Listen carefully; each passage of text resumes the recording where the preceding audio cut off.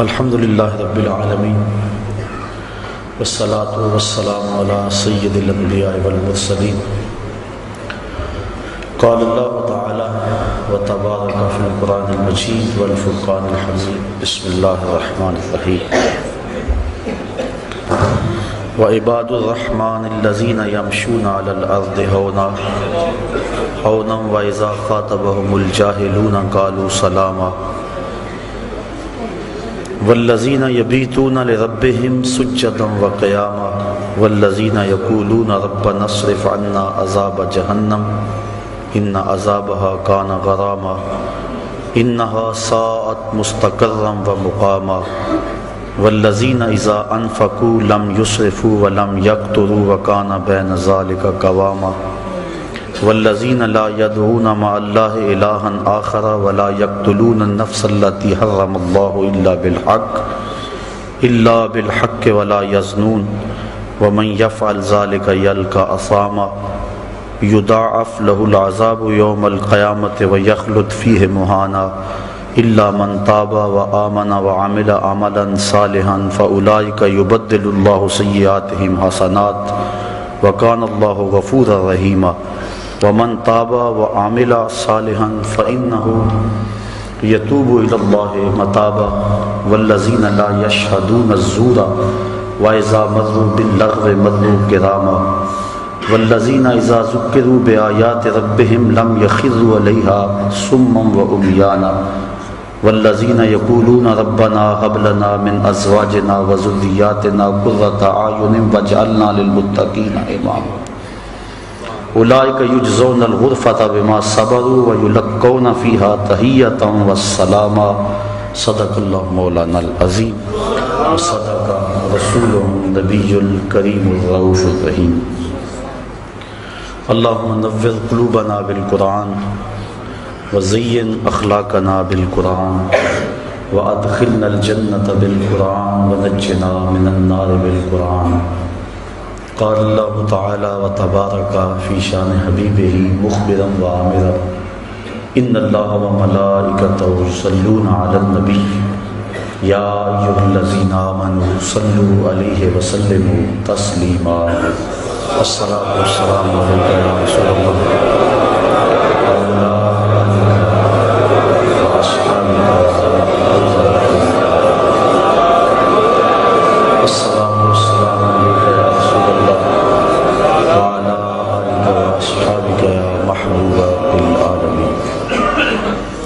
تمام حمد و ثنا تعریف و توصیف اللہ جل مجدہ الکریم کی ذات پاک کے لیے جو خالق کائنات بھی ہے اور مالک شاشجہات بھی۔ اللہ جل وعلا کی حمد و ثنا کے بعد حضور نبی اکرم شفیع امم رسول محتشم نبی مکرم اللہ کے پیارے امت کے سہارے رب کے محبوب دانائے الوجود مالک رکاب امم فخر عرب و عجم والی کون و مکان سیاہ لا مکان سید انس و جان سرور لالا رکان نیر تاباں سرنشین مہوشاں ماہ خوباں شہنشاہ حسینہ تتمہ دوراں سر خیل زہرہ جمالاں جلوہ صبح ازل نور ذات لم یزل باعث تکوین عالم فخر آدم و بنی آدم نیر بدھا رازدار ما اوہا شاہد ما تغا صاحب علم نشرہ معصوم آمنہ احمد مجتبیٰ حضرت محمد مصطفیٰ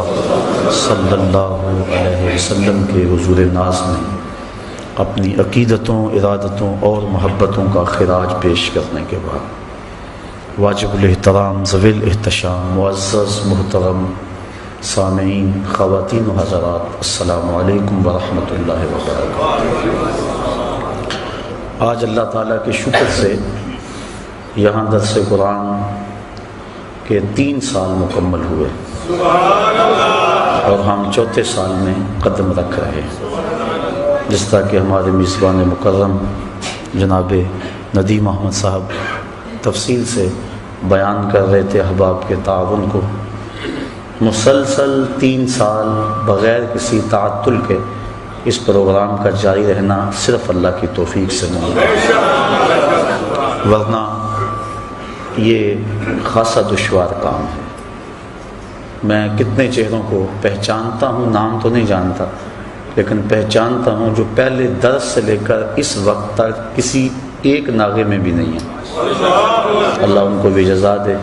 منتظمین تندہی کے ساتھ اس کا انتظام کرتے ہیں، تشہیری مہم ہے، اس کے لیے مختلف ہمارے معاونین ہیں۔ اللہ تعالیٰ سب کو جزائے جزیل عطا فرمائے، اور کتنے لوگوں کو باطن کی اصلاح، تزکیہ اور تصفیہ نصیب ہوا۔ یقیناً کتنے لوگ اس سے ہدایت کی راہوں پہ پختہ تر ہوئے اور قلوب کو تازگی اور ایمان کو حرارت اور ولولے نصیب ہوئے۔ تو یقیناً جو لوگ معاون ہیں ان کے لیے یہ بہت بڑا سرمایہ ہے کہ کتنے لوگوں کی روحیں سیراب ہوئیں۔ اللہ کرے قادم آخر یہ سلسلے جاری رہیں۔ پاکستان کے مختلف شہروں میں تقریباً 60 دروس قرآن تسلسل کے ساتھ ہو رہے ہیں۔ کسی کو 5 سال ہو گئے، کسی کو 6 سال ہو گئے، کسی کو 2 سال ہو گئے۔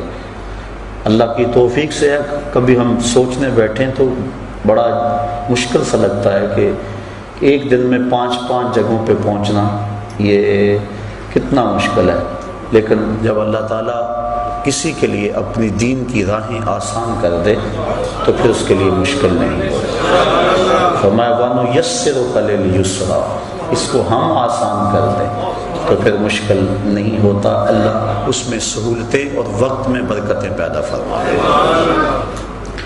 چونکہ یہ مہینہ ربیع الثانی کا ہے اور اس مہینے میں حضور سیدنا غوث اعظم شیخ عبد القادر جیلانی رحمۃ اللہ تعالی علیہ کا انتقال پرملال ہوا ہے، اس حوالے سے آج مجھے بعض ساتھیوں نے اس مہینے کے آغاز سے ہی آج کے درس کے حوالے سے ان کی شخصیت، تعلیمات کے حوالے سے کچھ کہنے کا حکم صادر کیا تھا۔ چونکہ یہ درس قرآن ہے اس لیے میں نے جو عنوان منتخب کیا اس میں آپ کی کچھ تعلیمات کو ضرور ذکر کروں گا تاکہ آپ کی روح کی برکتیں بھی ہم سب کو نصیب ہو جائیں۔ جس مضمون کا آج کی اس نشست میں انتخاب کیا گیا ہے وہ بڑا اہم مضمون ہے۔ میری اور آپ سب کی ضرورت ہے کہ ہم اللہ کے کسی کامل بندے کی قربت حاصل کریں اور اس کی صحبت میں رہ کے اپنے من کے روگ ختم کریں۔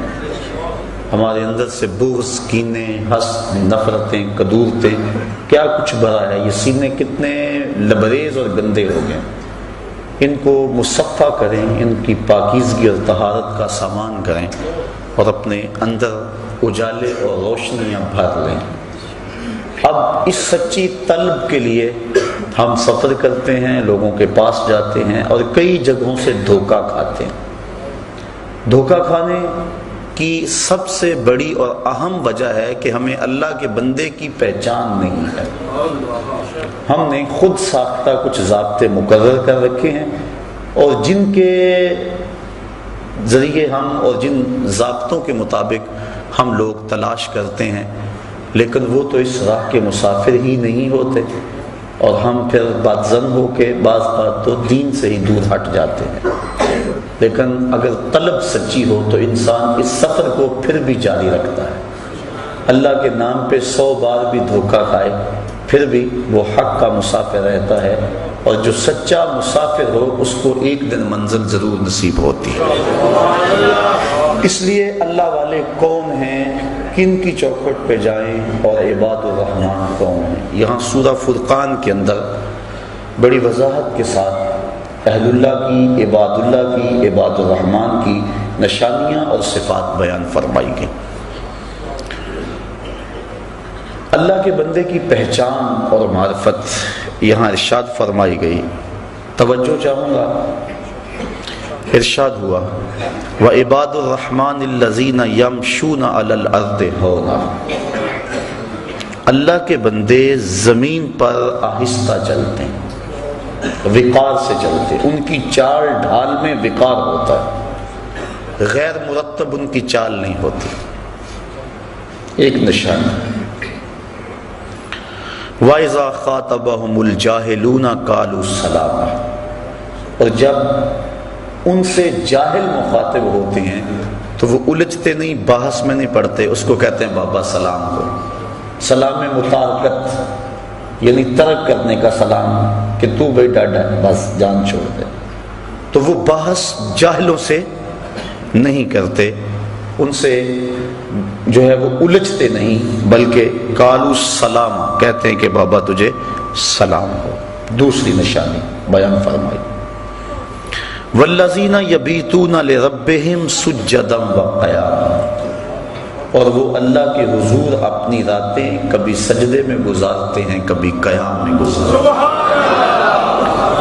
ان کی راتیں یوں ہی گزر جاتی ہیں۔ ایک دوسرے مقام پہ فرمایا تتجافی جنوبہم عن المضاجع، ان کی کروٹیں بستروں سے الگ رہتی ہیں، تو وہ راتیں اللہ کی عبادت میں گزارتے ہیں۔ حضرت عبداللہ ابن عباس رضی اللہ تعالی عنہ جو کہ رئیس المفسرین ہیں، فرماتے ہیں جس نے عشاء کے بعد 2 یا 2 سے زیادہ رکعتیں پڑھ لی، اللہ تعالیٰ اس کو رات جاگنے والے کا ثواب عطا فرمائے، اور وہ اس آیت کا مصداق ہوگا جو 2 یا 2 سے زائد رکعتیں رات کو نماز عشاء کے بعد پڑھ لیتا ہے۔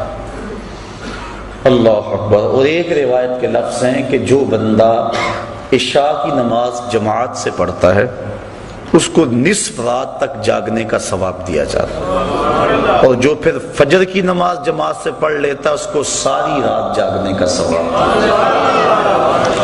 اس لیے عشاء کی نماز بھی جماعت سے اور فجر کی نماز بھی جماعت سے، اس کا اہتمام ہونا چاہیے۔ اور اللہ والوں کی ایک نشانی یہ ہے کہ وہ اپنی راتوں کو بیدار رہ کے گزارتے ہیں، خوف و طمع کے اندر اپنی راتوں کو گزارتے ہیں۔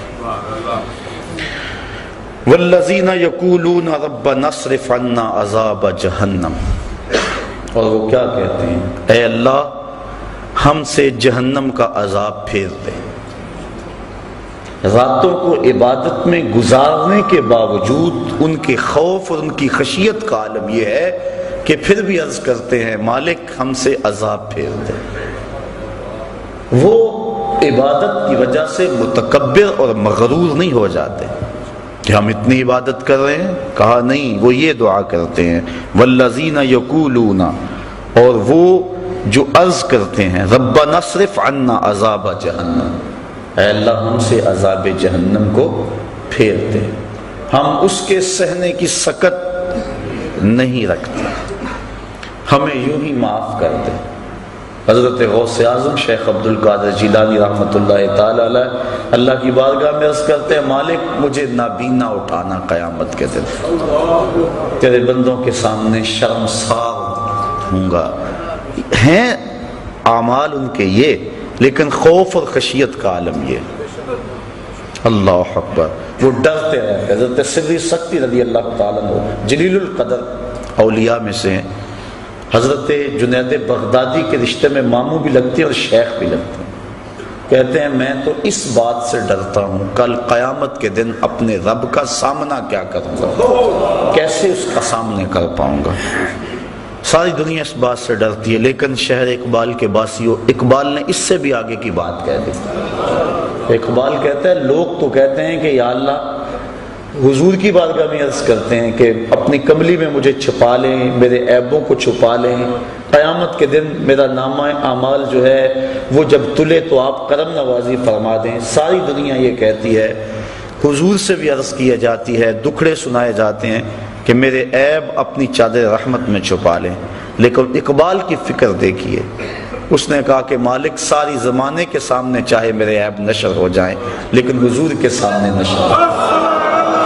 تو غنی از ہر دو عالم من فقیر، روز محشر عذر آئے من پذیر، گر تو می بینی حسابم ناگزیر، از نگاہ مصطفیٰ پنہا بگیر۔ اے اللہ تو غنی ہے اور میں تیرا نیاز مند بندہ، بغیر حساب کے تو مجھے بخش دے تو تجھے کون سا بھار لگتا ہے، لیکن اگر میرا حساب لینا ضروری ہی ہوا تو میری گزارش یہ ہے کہ حضور کے سامنے نہ لینا، مجھے حضور رحمت للعالمین سے شرم آئے گی۔ کیسا عشق ہے اور کیسی محبت ہے جناب رسالت مآب صلی اللہ علیہ وآلہ وسلم سے۔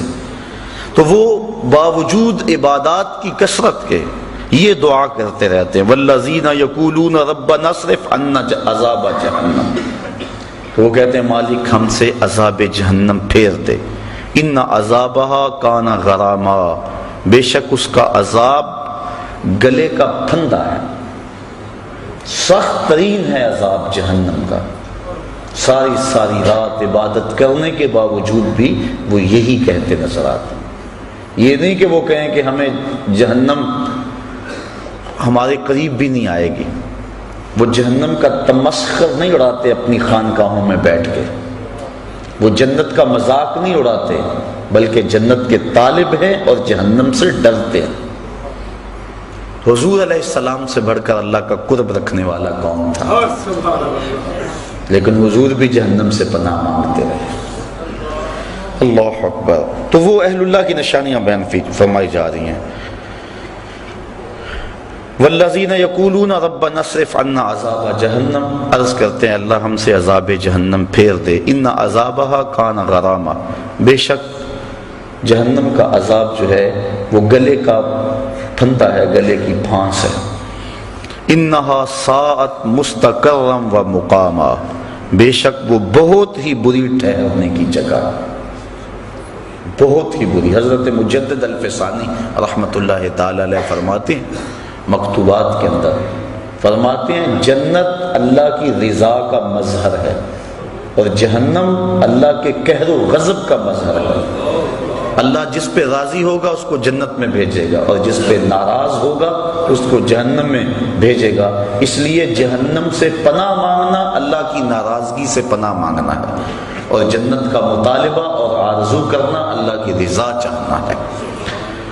تو وہ کہتے ہیں اللہ ہمیں جہنم کے عذاب سے بچا لے، یہ بہت ہی بری پلٹ کے جانے کی جگہ ہے۔ والذین اذا انفقوا لم یسرفوا ولم یقتروا وکان بین ذلک قواما، اور وہ جب خرچ کرتے ہیں تو حد سے نہیں بڑھتے، فضول خرچی نہیں کرتے، ولم یقتروا اور نہ ہی وہ تنگی کرتے ہیں، جہاں ضرورت ہوتی ہے وہاں ہاتھ دباتے بھی نہیں، وہاں کھل کے خرچ کرتے ہیں، اور جہاں وکان بین ذلک قواما، اور یہ دونوں کے درمیان اعتدال کے راستے پر ہے، یعنی بے تحاشا خرچ بھی نہیں کرتے اور بخل بھی نہیں کرتے۔ اتنا خرچ کرنا کہ کنگال ہو جاؤ اور بعد میں قرض چڑھ جائے۔ جو اہل اللہ ہیں ان کی علامت یہ ہوتی ہے کہ وہ اپنی چادر کو دیکھ کر پاؤں پھیلاتے ہیں، چادر سے زیادہ پاؤں نہیں پھیلاتے۔ اور حضور نے فرمایا کہ تم خرچ میں میانہ روی اختیار کر لو، کبھی فقیر نہیں ہوگے۔ سبحان اللہ، اللہ اکبر۔ تو فرمایا والذین اذا انفقوا لم یسرفوا ولم یقتروا، جب وہ خرچ کرتے ہیں تو حد سے نہیں بڑھتے، ولم یقتروا اور نہ ہی تنگی کرتے ہیں، وکان بین ذلک قواما اور وہ اس کے درمیان اعتدال کی راہ پہ رہتے ہیں۔ والذین لا یدعون مع اللہ الہا آخر، اور وہ اللہ کے علاوہ کسی دوسرے کو معبود نہیں بناتے، کسی کو نہیں پوچھتے، ان کی پرستش اللہ کے حضور ہوتی ہے، اللہ کے علاوہ وہ کسی کی پوجا نہیں کرتے۔ بلکہ میرے شاہ نقشبند بخاری رحمت اللہ تعالی علیہ فرماتے ہیں متکبر سے تکبر کرنا صدقہ ہے۔ جب کوئی چھاتی تانے اکڑ اکڑ کے آ رہا ہو اس کو جھک کے سلام نہ کرو، یہ تو اس کے تکبر کو بڑھانے والی بات ہے۔ اس لیے وہ زمین پہ اکڑ اکڑ کے چل رہا ہے تو فرمایا اس متکبر سے پہلو تہی کرنا، اکڑنے والے کے ساتھ تکبر کرنا صدقہ کہلاتا ہے، یعنی اللہ کے علاوہ ان کے سینے میں کسی اور کا خوف اور ڈر موجود نہیں ہے۔ وہ جو نماز میں کہتے ہیں نا وَنَخْلَعُ وَنَتْرُكُ مَن يَفْجُرُكُ، وہ صرف نماز میں نہیں کہتے، ان کا عملی نمونہ بھی ہوتے ہیں۔ اللہ کے علاوہ کسی کے حضور سر نہیں جھکاتے، چاہے جتنا مرضی بڑا فرعون کیوں نہ ہو، وہ کسی کے سامنے سر نہیں جھکاتے۔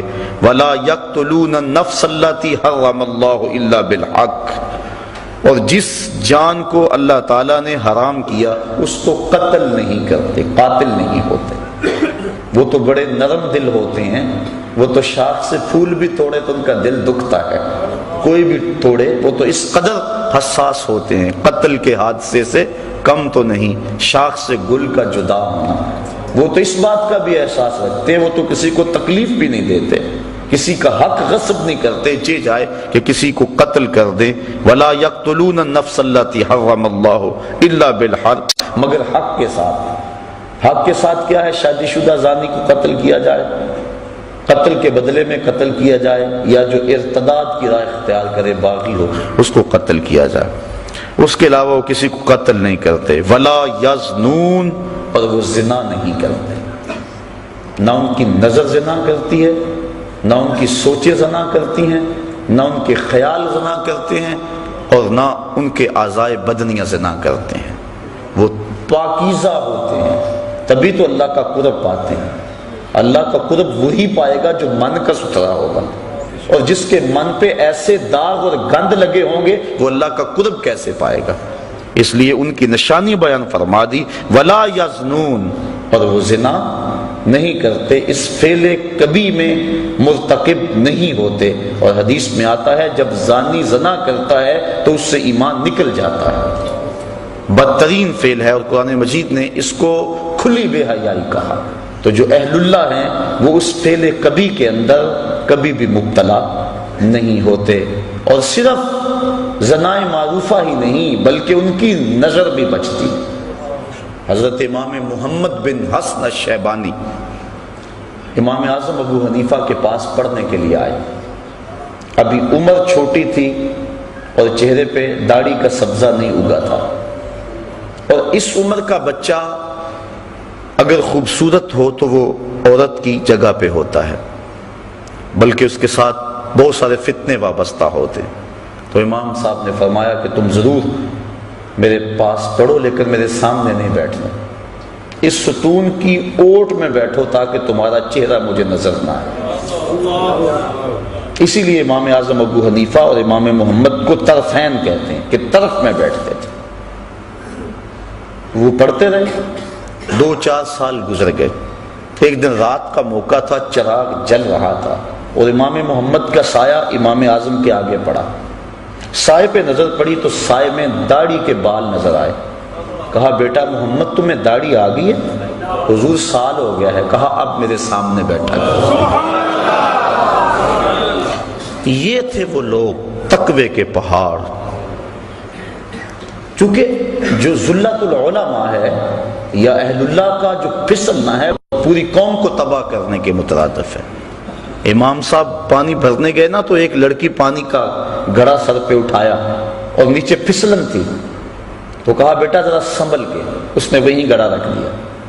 کہا اگر میں پھسلوں گی تو کیا ہوگا؟ یہ گھڑا ٹوٹ جائے گا نا، بازار سے 2 آنے کا اور لے آؤں گی، لیکن اگر آپ پھسل گئے تو پوری قوم برباد ہو جائے۔ اعلی حضرت امام اہل محبت امام اشاہ احمد رضا خان فاضل بریلوی رحمت اللہ تعالی علیہ فرماتے ہیں، طبقہ علماء اپنی حفاظت کرنا۔ اگر تم نے مکروہ تنزیہیہ کا ارتکاب کیا لوگ تحریمیہ کرنے لگ جائیں گے، اگر تم نے مکروہ تحریمیہ کا ارتکاب کیا لوگ حرام میں پڑ جائیں گے، اور تم نے اگر حرام کا ارتکاب کیا لوگ کفر میں مبتلا ہو جائیں گے۔ اور پھر فرمایا اگر تم نے سنت غیر موقدہ کو چھوڑا لوگ موقدہ چھوڑ دیں گے، تم نے سنن موقدہ کو چھوڑا لوگ واجبات کو چھوڑ دیں گے، تم نے واجبات کو چھوڑا لوگ فرائض کو چھوڑ دیں گے۔ اس لیے بندہ جس قدر اونچے منصب کا ہو اس قدر اس کے تقاضے ہوتے ہیں۔ حضرت امام احمد بن حنبل کی بارگاہ میں غالباً ایک خاتون آئی اور اس نے مسئلہ پوچھا کہ حضرت میں اپنے مکان کی چھت پہ رات کے موقع پہ چاند کی چاندنی میں سوت کاٹتی ہوں، کبھی کبھی ایسا ہوتا ہے کہ بادشاہ کی سواری گزرتی ہے تو آگے آگے جو شمع اٹھائے چل رہے ہوتے ہیں اس سے روشنی زیادہ ہو جاتی ہے اور وہ میرے سوت پہ بھی پڑتی ہے، کیا بادشاہ کے چراغوں کی روشنی میں مجھے سوت کاٹنا جائز بھی ہے کہ نہیں؟ حضرت امام صاحب فرمانے لگے خاتون پہلے اپنا تعارف کرواؤ، تم کون ہو؟ خاتون کہنے لگی سائل کی ذات نہیں پوچھی جاتی، آپ مجھے مسئلہ بتائیں۔ امام صاحب فرمانے لگے نہیں، سائل کی وجہ سے مسئلے کی نوعیت بھی بدلتی ہے، آپ کو پہلے بتانا ہوگا کہ آپ کون ہیں۔ تو اس خاتون نے بتایا کہ میں حضرت بشر حافی کی ہمشیرہ ہوں۔ کہا تمہارے لیے جائز نہیں ہے۔ تو انسان جتنے اونچے منصب کا ہو، لازمی نہیں کہ زنا جیسے فعل کا ارتکاب کرے تو پھر ہی خرابی آئے۔ اگر نظر بھی بھٹک گئی، اگر خیال بھی بہک گیا، تو جو اس مسند پہ بیٹھا تھا کہ لوگوں کو ارشاد کرتا تھا، لوگوں کو ہدایت دیتا تھا، تو جو اتنے لوگ اس کے پیچھے لگے ہیں اس کا کیا بنے گا؟ اس لیے کہا کہ اللہ والوں کی شان یہ ہے وَلَا يَقْتُلُونَ النَّفْسَ الَّتِي حَرَّمَ اللَّهُ إِلَّا بِالْحَقِّ وَلَا يَزْنُونَ، اور وہ زنا نہیں کرتے۔ زنا کی ساری صورتیں، چاہے وہ آنکھ کا ہو، کان کا ہو، ہاتھوں کا ہو۔ وَمَن يَفْعَلْ ذَلِكَ يَلْقَ أَثَامًا، اور جو یہ کام کرے وہ سزا پائے گا، سخت سزا ہے۔ بلکہ ایک روایت میں آتا ہے کہ قیامت کے دن وہ سخت رسوا کر دیا جائے گا۔ یضاعف لہ العذاب یوم القیامہ، قیامت کے دن اس کو دگنا عذاب دیا جائے گا، 2 گنا عذاب دیا جائے گا۔ وَيَخْلُدْ فِيهَا مُهَانًا، فِيهِ مُهَانًا، اور ہمیشہ وہ ذلت میں رہے گا، سخت تذلیل اس کی ہوگی۔ الا من تاب وآمن وعمل عملا صالحا، ہاں جو توبہ کرے اور ایمان لے آئے اور اچھے عمل کرے، چونکہ ایمان کے بعد اچھے اعمال توبہ کے شجر کو پانی دیتے ہیں۔ اگر توبہ کے بعد اچھے اعمال نہ کریں تو وہ بوٹا پھر مرجھا جائے گا۔ بار بار توبہ کی، 2 لفظوں میں توبہ توبہ استغفر اللہ پڑھ لیا، وہ ایسا ہی ہوتا ہے کہ بس کے اندر جا رہے ہیں، سفر کرتے ہیں، آگے ایکسیڈنٹ ہوا، لاشیں بکھری پڑی ہیں، 2 منٹ کے لیے ڈرائیور بھی بند کر لیتا ہے ٹیپ کو، گانے بند کر دیتا ہے، توبہ توبہ ساری بس کرتی ہے، لیکن ابھی آدھا کلومیٹر نہیں گزرتا پھر ٹیپ کا بٹن آن، اور پھر سب وہی لچھن ہوتے ہیں۔ یہ توبہ نہیں ہوتی۔ حقیقت التوبۃ الندم، توبہ کی حقیقت یہ ہے کہ شرمندگی ہو، دوبارہ عزم کر لے کہ یہ گناہ دوبارہ نہیں کروں گا۔ یہ توبہ تو تمسخر ہے، توبہ کی، پھر توبہ کی، پھر توبہ کر کے توڑ دی، میری اس توبہ پہ توبہ، توبہ توبہ کر اٹھی۔ یہ تو عجیب بات ہے۔ توبہ یہ ہے کہ عزم مصمم کر لے کہ میں اس کے بعد یہ کام نہیں کروں گا، اور پھر عمل صالح کر کے توبہ کے لگائے ہوئے پودے کو پانی دے۔ کہا الا من تاب وآمن وعمل عملا صالحا فاولئک یبدل اللہ سیئاتہم حسنات، اگر کوئی ایسا کر لے، اللہ فرماتا ہے ہم نہ تو صرف کہ اس کے گناہوں کو ختم کریں گے بلکہ ان کے گناہوں کو بدل کے نیکیوں میں تبدیل کر دیں گے۔ وہ جتنا بڑا گناہ گار ہوگا اتنا بڑا نیکوکار ہو جائے گا۔ اس کے در پہ آ تو جائے۔ اگر کسی محکمے کے اندر کوئی ایسا کام ہو جائے، محکمے کا آفیسر معطل کر دے یا کوئی اور ایسی سزا دے دے، تو بعد میں وہ معاف بھی کرتے، لیکن ریکارڈ تو خراب ہو جاتا ہے نا، ترقی تو رک جاتی ہے کہ اتنا کچھ اس کے رجسٹر کے اندر، اس کی فائل کے اندر لکھ دیا گیا ہے، لیکن اللہ تعالیٰ اس فائل کو کتنی عزت دیتا ہے۔ یہ نہیں ہوتا کہ اب اس کی ترقیاں رک جائیں، توبہ کر کے تو دیکھے، سچی توبہ کر کے تو دیکھے، بلکہ جتنا بڑا گناہ گار ہوگا اتنا بڑا نیکوکار بن جائے۔ اللہ اکبر۔ فاولئک یبدل اللہ سیئاتہم حسنات، ہم اس کی بدیوں کو نیکیوں میں تبدیل کر دیں۔ حضرت عمر فاروق رضی اللہ تعالیٰ عنہ آ رہے تھے، ایک آدمی نے ہاتھ میں شراب کی بوتل پکڑی تھی، دیکھا کہ اچانک گلی کے موڑ سے حضرت عمر فاروق آئے، وہ ڈر گیا، جلدی سے بغل میں چھپا لی اور سچی توبہ کر لی، مالک آج عمر کے قہر سے بچا لے، آج کے بعد میں شراب نہیں پیوں گا۔ اب حضرت عمر فاروق نے اس کو بوتل چھپاتے ہوئے دیکھ لیا تھا، جب قریب آئے درہ لہرایا، کہا کیا ہے تیرے پاس؟ کہنے لگا حضور سرکہ ہے۔ کہا نکالو، جب نکالا دیکھا تو واقعی سرکہ تھا۔ اگر کوئی سچی توبہ کر لے تو اللہ گناہوں کو بدل کے نیکیوں میں تبدیل کر دے گا۔ یہ دکھا دیا کہ جو شراب کو سرکے میں بدل سکتا ہے وہ گناہوں کو نیکیوں میں نہیں بدل سکتا۔ اس کے در پہ آ کے تو دیکھو، جھولی پھیلا کے تو دیکھو۔ اللہ اکبر۔ حدیث میں آتا ہے قیامت کے دن ایک شخص کو نامہ اعمال پڑھنے کا کہا جائے گا، وہ نامہ اعمال پڑھے گا، اور جو بڑے بڑے گناہ ہوں گے ان کو وہ چھوڑ دے گا، صرف نظر کرے گا، شرم کی وجہ سے، شرمندگی کی وجہ سے ان کو نہیں پڑھے گا، اور چھوٹے چھوٹے گناہ پڑھتا چلا جائے گا۔ جب وہ نامہ اعمال مکمل کر لے گا تو اللہ تعالیٰ فرمائے گا میرے بندے میں نے اپنے فضل سے تیرے گناہوں کو بدل کے نیکیوں میں تبدیل کر دیا۔ اس کو تو توقع اور تھی لیکن کام اور بن گیا۔ اب وہ کہتا یا اللہ ابھی تو میرے بڑے بڑے گناہ رہتے ہیں۔ فَضَحِكَ النبی صلی اللہ علیہ وسلم حتی بدت نواجذہ، حضور اس حدیث کو بیان کرتے کرتے اتنے مسکرائے کہ حضور کی داڑھیں لوگوں کو نظر آنے لگی کہ پہلے بڑے بڑے گناہ چھپاتا جاتا ہے، ان کو پڑھتا نہیں ہے، اور جب اللہ نے کہا میرے بندے میں نے بدل دیے، نیکیوں میں تبدیل کر دیے، وہ کہتا ہے اللہ ابھی تو بڑے بڑے رہتے ہیں میرے گناہ جو میں نے ابھی پڑھے۔ اللہ اکبر! تو اس کے حضور کوئی آ کے تو دیکھے، جھولی پھیلا کے تو دیکھے، وہ یہ نہیں دیکھتا اس نے گناہ کتنے کیے۔ فرشتوں کہتا فرشتوں گواہ ہو جاؤ میرا بندہ آخر میرے در پہ آیا ہے نا، اور کوئی در ہوتا تو جاتا وہاں۔ ایک شخص مسجد نبوی کے کونے میں دعا مانگ رہا تھا، اور لفظ کیا تھے اللہم انی اسألک بانک انت اللہ لا الہ الا انت، مالک میں تجھ سے اس لیے مانگتا ہوں کہ تو میرا اللہ ہے، تیرے علاوہ میرا ہے بھی تو کوئی نہیں نا کہ جس کی چوکھٹ پہ جاؤں۔ حضور نے سنا، کہا وہ جو کونے میں بیٹھ کے دعا مانگ رہا ہے اس کو بشارت دے آؤ کہ تمہاری دعا اللہ نے قبول کر لی۔ جب بندہ اس کے حضور آتا ہے فرمایا اگر کوئی آئے ہم گناہوں کو بدل کے نیکیوں میں تبدیل کر دیتے ہیں۔ وَقَانَ اللَّهُ غَفُورًا رَحِيمًا، اللہ بخشنے والا اور مہربان ہے، بخشش اس نے مانگی اور اپنی طرف سے اضافی رحمت اس کے اوپر ڈالی اور اس کے گناہوں کو بدل کے نیکیوں میں تبدیل کر دیا۔ وَمَن تَابَ وَعَمِلَ صَالِحًا، اور جس نے توبہ کی اور نیک اعمال کیے، فَإِنَّهُ يَتُوبُ إِلَى اللَّهِ مَتَابًا، بے شک وہ اللہ کی طرف رجوع لایا جیسا کہ رجوع لانے کا حق تھا۔ وَالَّذِينَ لَا يَشْهَدُونَ الزُّورَ، اللہ والوں کی ایک اور نشانی بیان فرمائی کہ یہ وہ لوگ ہیں جو جھوٹی گواہی نہیں دیتے، جھوٹ نہیں بولتے، ان کی زبان پہ سچ ہوتا ہے۔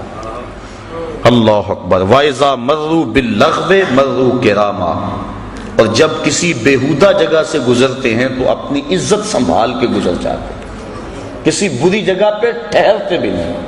حضور علیہ السلام نے فرمایا تہمت کی جگہوں سے بچو، اپنی آبرو کی حفاظت کرتے ہیں، کسی ایسی جگہ پہ رکتے بھی نہیں۔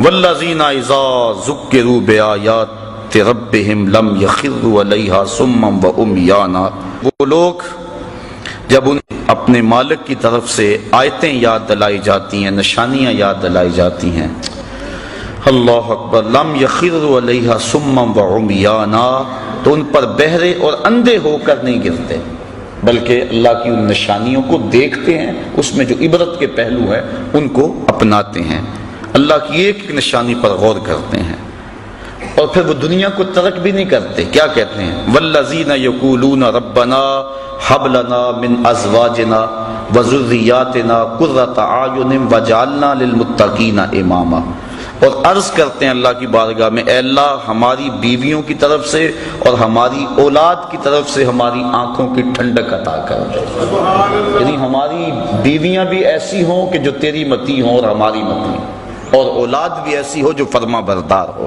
اور ہمیں آنکھوں کی ٹھنڈک ان کی طرف سے نصیب ہو جائے۔ آنکھوں کی ٹھنڈک سے مراد کہ خوشی نصیب ہو۔ علماء نے بیان فرمایا ہے کہ جب غم میں آنسو نکلتے ہیں تو وہ گرم ہوتے ہیں، اور جب خوشی سے آنسو کو خوشخبری سن کے نکلے تو وہ ٹھنڈے ہوتے ہیں۔ اس لیے یہ کہنا قرۃ اعین کا لفظ عرب میں جو رواج ہے تو اس کا مطلب یہ ہے کہ تجھے خوشیاں ملیں، تجھے غم نہ پہنچیں، تو وہ یہ دعا کرتے ہیں اللہ اولاد کی طرف سے ہمیں ٹھنڈک ہی پہنچے، اولاد کی طرف سے غم نہ ملے۔ وجعلنا للمتقین اماما، اور ہمیں پرہیزگاروں کا پیشوا بنانا، امام بنانا، نہ صرف کہ ہمیں پرہیزگار بنانا بلکہ ہمیں پرہیزگاروں کا بھی امام بنا دینا، وہ دعا کرتے ہیں۔ اولئک یجزون الغرفۃ بما صبروا ویلقون فیہا تحیۃ وسلاما، کہا ان کو جنت کا سب سے اونچا بالا خانہ انعام ملے گا، بدلہ ان کے صبر کا، دنیا پہ صبر کیا، دکھوں پہ، مصیبتوں پہ، عبادات پہ صبر کیا، وَيُلَقَّوْنَ فِيهَا تَحِيَّةً وَالسَّلَامًا، اور وہاں ان کو سلامیاں دیے جائیں گی اور ان کے پیشوائی ہوگی۔ جب جنت میں داخل ہوں گے تو فرشتے ان کو سلام کریں گے کہ تم نے دنیا کے اندر اللہ جل شانہ کی رضا کے لیے اپنی زندگی گزاری، آج ہمارا سلوٹ اور ہمارا سلام قبول کرو۔ تو قرآن مجید نے یہ ان لوگوں کی نشانیاں بیان کی جو اللہ والے ہیں۔ اب دیکھیں ہم کس طرح کا ذہن بنائے پھرتے ہیں، اللہ والا کون ہوتا ہے؟ اب اللہ تعالیٰ نے قرآن مجید کے اندر جو ہے وہ اللہ والوں کی نشانیاں بیان کی۔ ان کی چال بھی وقار والی ہوتی ہے، ان کا لباس بھی وقار والا ہوتا ہے، ان کا اٹھنا بھی، بیٹھنا بھی، گزرنا بھی، چلنا بھی، اور ان کی دعائیں اور التجائیں اللہ کے حضور دیکھ لیں۔ آقا کریم سے بھی صحابہ نے پوچھا کہ حضور جن اولیاء کا آپ تذکرہ کرتے ہیں تو ان کی نشانیاں کیا ہیں؟ ایک نشانیاں یہ بیان فرمائی گی سورہ فرقان میں، تو حضور سے بھی سوال کیا گیا، ابن مردویہ میں بیان کیا، حکیم ترمذی نے بیان کیا، امام غازی نے بیان کیا۔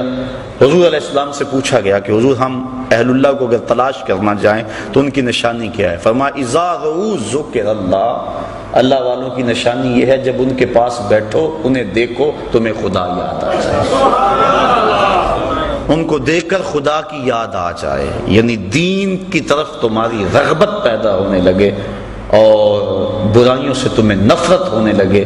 جس شخص کی صحبت میں تمہیں دنیا سے دوری اور آخرت کی قربت اور اللہ رسول کا پیار نصیب ہونے لگے، سمجھ لو اس کا سینہ ولایت کے نور سے منور ہے۔ تو حضرت غوث اعظم سیدنا شیخ عبد القادر جیلانی رحمۃ اللہ تعالی علیہ کے حوالے سے جو مجھے تاکید بھی تھی، آپ نے اہل اللہ کی بالخصوص جو مسند مشیخیت کے اوپر بیٹھے ان کی 12 نشانیاں بیان کی، اور فرماتے ہیں کوئی اس وقت تک قابل نہیں ہوتا اس بات کے کہ وہ لوگوں کو رشد و ہدایت کرے اور لوگوں کو اپنے زیر تربیت رکھے جب تک وہ 12 خوبیوں کا حامل نہ ہو۔ وہ کون کون سی 12 خوبیاں ہیں؟ فرمایا 2 خوبیاں اس میں اللہ تعالی والی ہیں، ایک اللہ کی صفت ستار کا مظہر ہو، ایک صفت غفار کا مظہر ہو، یعنی پردہ پوش ہو، چغل خور اللہ کا ولی نہیں ہوتا۔ دیکھو مرید نے تو سارے دکھڑے بیان کرنے ہوتے ہیں، گھر کی بات بھی کہنی ہے، بیوی کی بات بھی کہنی ہے، بچوں کی بات بھی کہنی ہے، سارے دکھڑے اس کے سامنے رکھنے ہیں، پر اگر اس کا سینہ اتنا بڑا نہیں ہے، کشادہ نہیں ہے، وہ دوسرے کو بتاتا پھرے گا ایک سے سن کر، تو پھر اس سے کہنے کا فائدہ کیا؟ بلکہ دانشمند تو لوگ کہتے ہیں جس کو راز کی بات بتا کر یہ کہنا پڑے جناب اسے راز رکھنا، تو اس کو راز کی بات بتانی نہیں چاہیے، اسے خود پتا ہونا چاہیے یہ بات راز والی ہے کہ نہیں ہے۔ تو یہ طریقت کا رکن ہے کہ پردہ پوشی کی جائے۔ بلکہ آپ دیکھتے ہیں طریقت میں ایک بہت بڑا نام ہے حضرت حاتم اسم کا۔ اسم کہتے ہیں جو کانوں سے بہرا ہو۔ حضرت حاتم رحمۃ اللہ تعالی علیہ کانوں سے بہرے نہیں تھے، لیکن انہیں پھر بھی بہرا کہا جاتا کیوں؟ اس کی وجہ یہ کہتے ہیں کہ حضرت حاتم کی مجلس میں ایک خاتون آئی، اس نے اپنا کوئی دکھڑا کہنا تھا، کوئی حاجت کہنی تھی، دوران گفتگو اس کی ریح خارج ہوگی، ہوا خارج ہو گئی، اس کو بڑی شرمندگی ہوئی کہ اتنے بڑے بزرگ اور میری ہوا خارج ہوئی، تو وہ شرم میں ڈوبی جا رہی تھی۔ حضرت حاتم اس کی خفت مٹانے کے لیے یوں کان پہ ہاتھ رکھ کے کہتے ہیں ذرا اونچی بولو، اس کو تاثر یوں دیا کہ میں بہرا ہوں اور میں نے وہ نہیں سنا جس سے تجھے شرمندگی ہو رہی۔ پھر جب تک زندہ رہے بہرے بنے رہے کہ اس عورت کو جب بھی پتا چلے گا اسے شرمندگی ہو۔ یہ تھا فقر، یہ تھی درویشی، اور یہ تھے اللہ والوں کے اخلاق۔ آج تو چغلیاں کرتے پھرتے ہیں اور مسند ارشاد پہ براجمان۔ اللہ کی صفت ستار کا مظہر ہو۔ دوسری خوبی اللہ کی صفت غفار کا مظہر، بخش دینے والا، دل میں گرہ باندھنے والا، چونکہ دوران سلوک سالک سے بڑا کچھ سرزد ہوتا ہے، وہ بیچارہ زیر تربیت ہوتا ہے، اس کی کسی بات کو دل پہ لگا لے اور گرہ باندھ لے تو پھر کیسے تربیت ہوگی؟ تو اللہ کی صفت غفار کا مظہر ہو، معاف کر دینے والا، جس طرح وہ معاف کر دیتا ہے۔ 2 صفتیں اس میں حضور نبی رحمت صلی اللہ علیہ وسلم والی ہوں، ایک رفیق ہو، دوسرا شفیق ہو، رفاقت کے حق کو جانتا ہو، اور شفقت کا پیکر ہو، تنگ دل نہ ہو۔ اللہ تعالیٰ نے اپنے محبوب کے بارے میں فرمایا لو کنتا فظا غلیظ القلب لانفضوا من حولک، محبوب آپ اگر ترش روح ہوتے، تنگ مزاج ہوتے، ماتھے پہ تیوریاں لانے والے ہوتے، اتنے لوگ تیرے گرد جمع تو نہ ہوتے۔ یہ تو تیرے خلق کی بات ہے کہ اتنے لوگ تیری راہوں کے مسافر بنے۔ شفیق و شفقت کرنے والا ہو، اپنے سالکین سے، مریدین سے، ان سے جو ہے وہ چڑ نہ کھا جائے، جلدی اکتا نہ جائے۔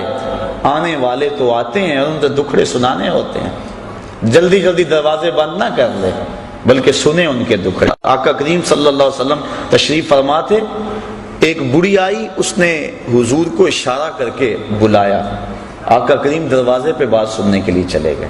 حضرت عمر فاروق کہتے ہیں ہمیں بڑا عجیب لگا لیکن کہہ کچھ نہ سکے کہ حضور خود گئے۔ کہا کہو کیا کہا، کہنا ہے، کہا میں نے آپ سے کوئی باتیں کرنی، کہا کرو، کہا یہاں نہیں کرنی، کہاں کرنی ہے، مسجد نبوی سے بات کھلی جگہ تھی، کہا وہاں کرنی، آقا کریم وہاں چلے گئے۔ وہ سنا رہی ہے، حضور سن رہے ہیں، 1 گھنٹہ 2 گھنٹے گھنٹے لگ گئے۔ حضرت عمر فاروق کہتے ہیں کہہ کچھ نہیں سکتے تھے کہ حضور سن رہے، لیکن غصہ بڑھا رہا تھا کہ نازک بدن، کڑکتی دھوپ، بے تک کی باتیں۔ جب وہ تھک ہار کے خود جانے لگی تو ہم نے عرض کی بندہ نواز، اس عورت کا توازن عقلی ٹھیک نہیں ہے، اور پورے مدینے میں کوئی شخص اس کی بات سننے کو تیار نہیں، لوگ اس کو دیکھ کے راستہ بدل لیتے ہیں، جس کے پاس کھڑی ہو جاتی ہے پھر اتنی باتیں اس کے پاس کہ جان نہیں چھوڑتی۔ تو آپ کا وقت بھی قیمتی، بدن بھی نازک، با مقصد زندگی کا ایک ایک لمحہ۔ تو آقا کریم صلی اللہ علیہ وسلم نے فرمایا عمر پورے مدینے میں اس بیچاری کی کوئی نہیں سنتا، میں بھی نہ سنوں، ایک تو یوں تے ہیں میری آسان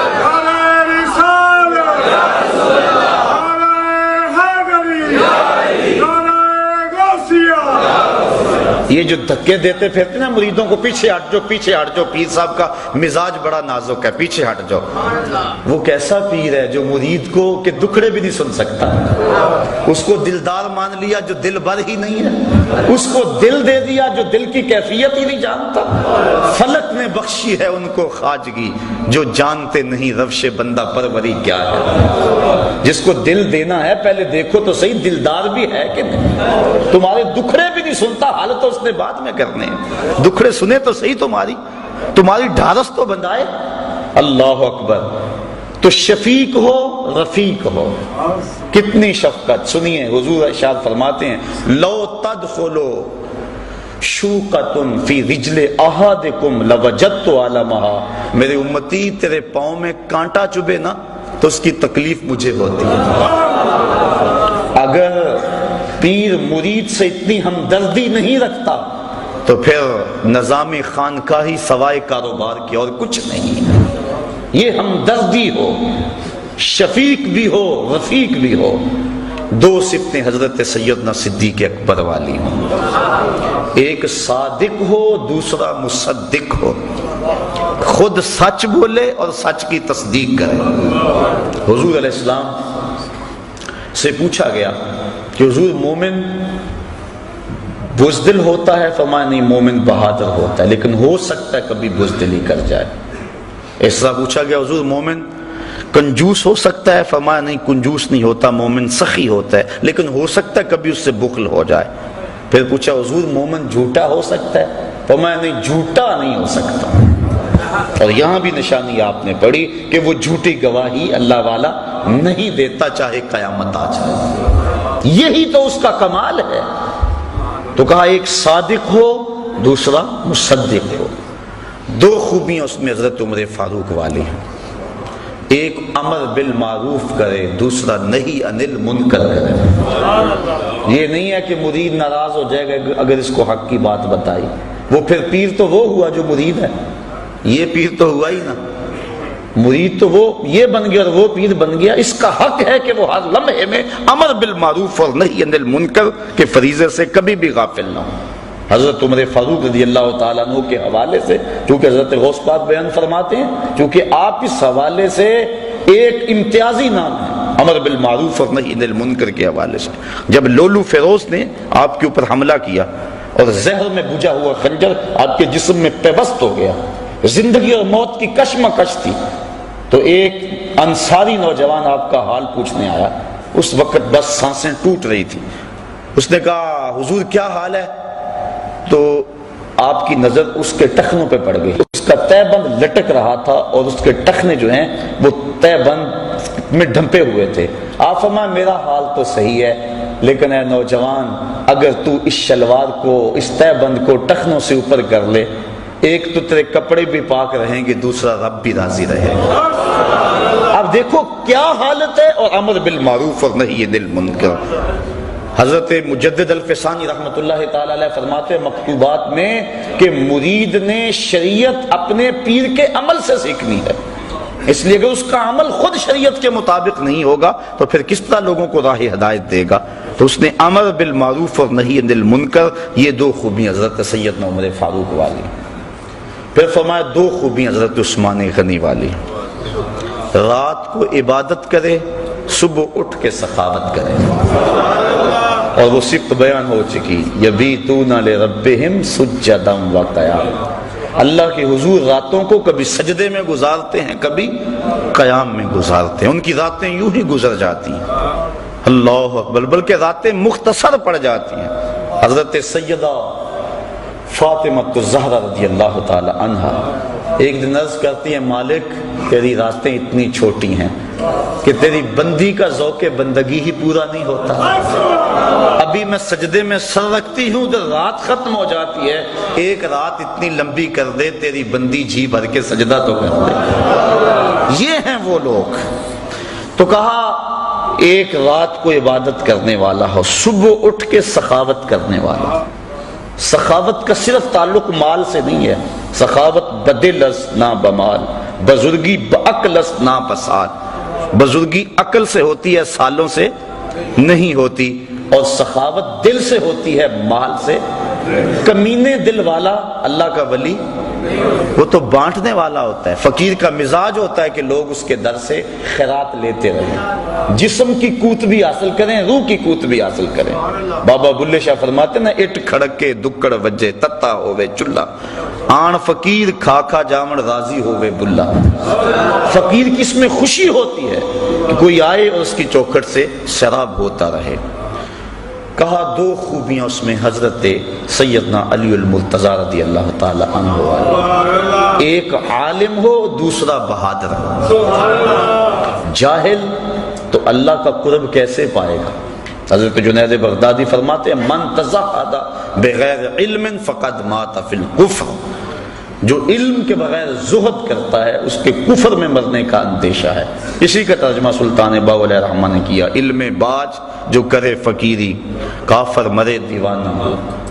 وہ غفلت کے اس کے پردے نہیں کھل سکتے، چونکہ علم نور ہے، اور انسان کو سب سے پہلا سبق علم کا پڑھایا گیا، سب سے پہلی وحی علم کی نازل ہوئی، اور آقا کریم فرمایا فضل العالم علی العابد کا فضلی علی ادناکم، عالم کی فضیلت تہجد گزار پر ایسے ہے جس طرح تم میں سے ایک عام آدمی پر میری فضیلت۔ کتنی بڑی بات ہے۔ اور ایک حدیث کے لفظ ہیں کہ فضل العالم علی العابد کفضل القمر لیلۃ البدر علی سائر الکواکب، عالم کی فضیلت عابد پر اس طرح ہے جس طرح 14ویں رات کے چمکتے ہوئے چاند کی فضیلت ستاروں پہ ہوتی ہے۔ تو ایک عالم ہو۔ حضرت غوث اعظم سے بھی کسی نے پوچھا کہ حضرت آپ اس مرتبہ قطبیت پہ کیسے پہنچے؟ تو فرمایا درست العلم حتی صرت کتبہ، کہ میں نے علم پڑھا یہاں تک کہ اس درجے پہ فائز البرام ہو گیا۔ اور دوسرا بہادر ہو، بزدل اللہ کا ولی، چونکہ جو توحید کے آغوش میں آباد ہوتا ہے وہ لا خوف علیہم ولا ہم یحزنون کے زمرے میں آ جاتا ہے، تو وہ کمزور اور بزدل کیسے ہو سکتا ہے؟ کلمہ حق کہنے سے وہ کبھی بھی گریز نہیں کرتا، چاہے شہنشاہ وقت بھی سامنے کھڑا ہو۔ حضرت غوث اعظم سیدنا شیخ عبد القادر جیلانی رحمۃ اللہ تعالی علیہ کی خدمت میں مستنجد باللہ حاضر ہوا۔ ملا علی قاری نے نزہۃ الخاطر الفاتر فی مناقب شیخ عبد القادر کے اندر اس واقعہ کو لکھا۔ اس نے 2 اشرفیوں کی تھیلیاں بطور ہدیہ، بطور نذرانہ پیش کی۔ حضرت غوث اعظم نے اس نذرانے کو قبول کرنے سے انکار کر دیا۔ لازمی نہیں ہے کہ ہر مرید کے نذرانے کو قبول بھی کیا جائے، شیخ کی ذمہ داری ہے اس کو جھڑکے، میاں یہ ڈبل شاہ سے تو پیسے نہیں ہو کے آئے، یہ جو نذرانہ مجھے دے رہا ہے یہ کہاں سے آئے، یہ سود کا مال تو نہیں ہے، یہ لوگوں کا غریبوں کا خون تو نہیں نچوڑا ہوا۔ کہا تیرا نذرانہ میں وصول نہیں کروں گا۔ کہا حضور کیوں؟ کہا غریبوں کا خون نچوڑ کے مجھے نذرانہ دینے آ گئے ہو؟ کہا نہیں حضور یہ میرا مال ہے۔ آپ نے اس کے ہاتھ سے تھیلی لی اور اس کو یوں تاؤ دیا، تازہ قطرے ٹپکنے لگے۔ کہا اگر مجھے قرابت رسول کا لحاظ نہ ہو، چونکہ یہ جو عباسی خلافات حضرت عباس بن عبد المطلب رضی اللہ تعالیٰ عنہ کی اولاد سے ہیں اور وہ حضور کے چچا لگتے تھے، اس لیے حضور سے قربت تھی اور یہ ان کی اولاد ہے۔ کہا اگر مجھے قرابت رسول کا لحاظ نہ ہو تو میں اس تھیلی کو نچوڑتا جاؤں، خون نکلتا جائے یہاں تک کہ تیرے محلوں کے دروازوں تک پہنچ جائے۔ اللہ اکبر۔ تو یہ بات سمجھ میں آ گئی کہ یہ نہیں ہر ایک سے نذرانہ قبول کر لے، پھر سارے ایسے بھی تو نہیں ہوتے کہ جن سے نذرانہ لیا جائے، کوئی ایسے بھی تو ہوتے ہیں جن کو دیا جائے۔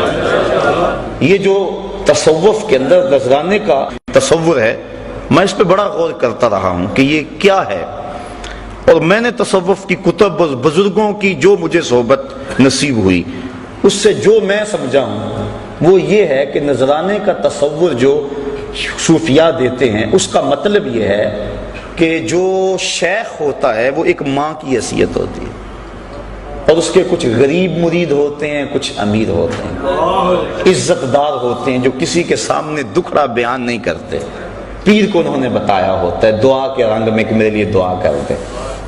اب تصور نذرانے کا یہ ہے کہ امیروں سے لے اور غریبوں کو دے، یہ نہیں ہے کہ غریبوں سے بھی چھینتا چلا جائے، وہ تو بیچارہ پہلے ہی پریشان ہے۔ حضرت علامہ اقبال علیہ الرحمہ کا بڑا معروف واقعہ ہے کہ آپ جب مکلوڈ روڈ پہ ہوتے تھے تو وہاں ایک پیر صاحب اس دور کے آپ کو ملنے کے لیے آئے، ان کا ایک مرید تھا قلعہ گجر سنگھ لاہور میں۔ اس کو جب پتہ چلا کہ میرے پیر علامہ صاحب کے مہمان بنے ہوئے ہیں تو وہ سفر کرتا ہوا علامہ صاحب کے پاس پہنچا اور اپنے پیر صاحب سے عرض کی کہ حضور 100 روپیہ قرض ہے۔ اس وقت جو ہے 100 روپیہ بڑی اہمیت کا حامل تھا، اور بیٹی کی شادی بھی مانگ رہے ہیں جن کے ساتھ رشتہ کیا ہوا ہے، اور مقروض بھی ہوں، بڑا پریشان ہوں، آپ کا سنا حاضر ہوا، آپ دعا فرما دیں۔ انہوں نے دعا فرما دی، مرید کو اجازت دے دی، وہ جانے لگا، اس نے جیب میں ہاتھ ڈالا، 10 روپے کا نوٹ نکالا اور پیر صاحب کو نظر پیش کی۔ جب نظر پیش کی تو علامہ اقبال زیر لب مسکرا پڑے۔ وہ چلا گیا، پیر صاحب کی نظر بھی بڑی تیز تھی، کیونکہ پیر بڑے تیز بھی ہوتے ہیں، تو انہوں نے کہا کہ حضرت یہ عجیب بات تھی، آپ مسکرائے کیوں؟ تو علامہ صاحب فرمانے لگے جناب میں آپ کی دعا کی قبولیت پہ مسکرایا، خوش ہو گئے۔ کہا وہ کیسے؟ میری دعا کی قبولیت کیسے ہوگی اسی وقت؟ کہا حضرت جب دعا نہیں کی تھی 100 روپے کا مقروض تھا، اور جب آپ نے دعا کر دی تو 110 کا مقروض ہو گیا۔ وہ بیچارہ تو ضرورت مند ہے اور دکھڑا سنا رہا ہے، بلکہ میں تو کہا کرتا ہوں کہ 2-3 مرتبہ جو آ کے دعا کا کہے اور کہے جناب قرض نہیں اترتا، وظیفہ بتاؤ، کوئی تعویذ لکھ دو، اگر پیر صاحب ثروت ہو تو اسے خود ہی خیال ہونا چاہیے کہ جو بار بار کہہ رہا ہے اس کا مطلب کیا ہے۔ سارے مانگنے والے سائل جو ہیں وہ ایک جیسے تو نہیں ہوتے، ہستی پلکوں کے نیچے غم بھی پلتے ہیں، مگر کون دیکھتا ہے اتنی گہرائی میں۔ حضرت ابو ہریرہ رضی اللہ تعالیٰ عنہ فرماتے ہیں مجھے سخت بھوک لگی اور حد ہوگی بھوک سے، میں آ کے ایک جگہ پہ بیٹھ گیا کہ یہاں سے کوئی گزرے گا اور میری حالت دیکھے گا اور مجھے کھانا دے دے گا، مانگنا تو میں نے ہے نہیں۔ کہ حضرت ابو بکر صدیق گزرے، میں نے ایک آیت کے بارے میں پوچھا، انہوں نے بتا دی اور چلے گئے، میں نے کہا میرا مسئلہ تو حل نہ ہوا۔ پھر حضرت عمر فاروق آئے، میں نے پھر ایک قرآنی آیت کے بارے میں پوچھا، انہوں نے بتایا اور چل دیے۔ پھر دل و قلب و نگاہ کا مرشد اولین آ گیا۔ میں نے حضور سے مسئلہ پوچھا، آقا کریم نے دیکھا اور مسکرا کے کہنے لگے ابو ہریرہ بھوک لگی ہے؟ میں نے کہا ہاں حضور مجھے بھوک لگی ہے۔ کہا میرے ساتھ آ جاؤ۔ اللہ اکبر۔ آگے وہ حدیث واقعہ طویل آپ نے سینکڑوں بار سنا کہ دودھ کا ایک پیالہ تھا، ابو ہریرہ کہتے ہیں کام بن گیا، لیکن کہا جب باقیوں کو بھی بلا لاؤ۔ 70 بندے تھے بیٹھے جو صفہ کے چبوترے پہ تھے، کہا میں بلا کے لے گیا، دل میں تھا کہ اب تو دودھ کا پیالہ گھونٹ گھونٹ بھی نہیں آئے گا، لیکن جب پہلے نے پیا ختم نہ ہوا میری ڈھارس بند گئی۔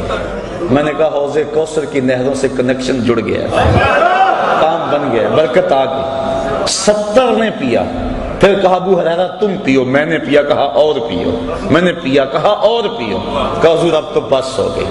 پھر حضور نے نوش جاں کیا۔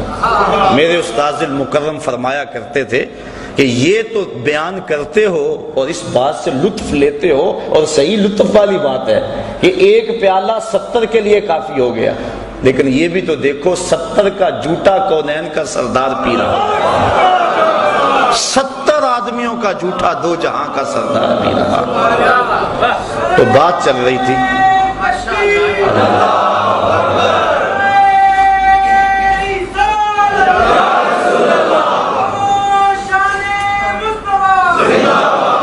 تو علامہ اقبال نے کہا میں اس بات پہ ہنسا ہوں کہ آپ کی دعا قبول ہو گئی۔